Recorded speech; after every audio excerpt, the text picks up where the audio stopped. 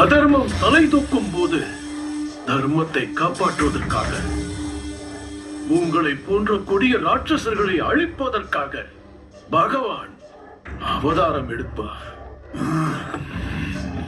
அதுபோல் உன்னை அழிப்பதற்காக பகவான் அவதாரம் எடுப்பார்.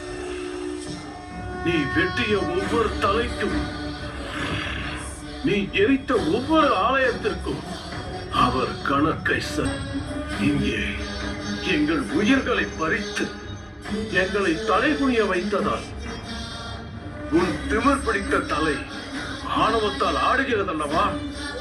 அதை வெட்டி எடுத்து சனாதன தர்மம் என்னும் ஹோமத்திற்கு படைப்பார்.